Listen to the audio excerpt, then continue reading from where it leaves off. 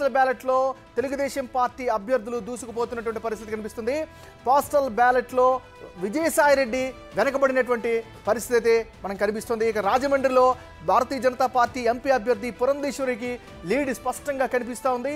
So leads అన్ని కూడా ఒకటి వెంబడి ఒకటి వస్తుంది. ఇక పిఠాపురం పోస్టల్ బ్యాలెట్లో కూడా ఎక్కువ శాతం చెల్లని ఓట్లు పోలేనట్టుగా కూడా తెలుస్తుంది. అయితే తొలి రౌండ్లో పవన్ కళ్యాణ్ కూడా లీడ్లో ఉన్నటువంటి పరిస్థితి కనిపిస్తోంది.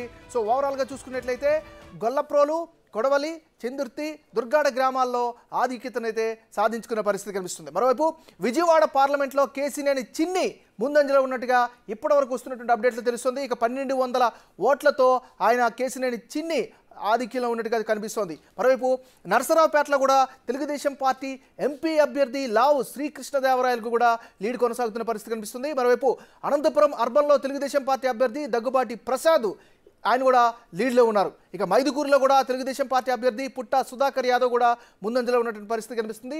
ఇది ఉమ్మడి కడప జిల్లాకు సంబంధించినటువంటి అప్డేట్ ఇది. ఇక కుప్పం చాలా ఇంపార్టెంట్ అయిన నియోజకవర్గం. కుప్పంలో చంద్రబాబు నాయుడు ముందంజలో ఉన్నటువంటి పరిస్థితి కనిపిస్తుంది. పోస్టల్ బ్యాలెట్ల ఓట్లలో చంద్రబాబు నాయుడు స్పష్టమైనటువంటి లీడ్ లైన్ అయితే దక్కించుకున్నట్టు పరిస్థితి కనిపిస్తుంది.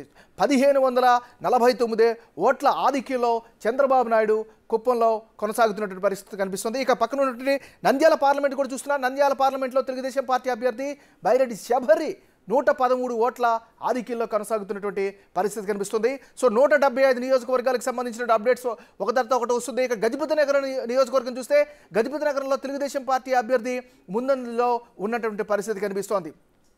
ఆంధ్రప్రదేశ్లో ఉన్నటువంటి 175 నియోజకవర్గాల్లో కూడా పోస్టల్ బ్యాలెట్లో ఇప్పటివరకు అందుతున్నటువంటి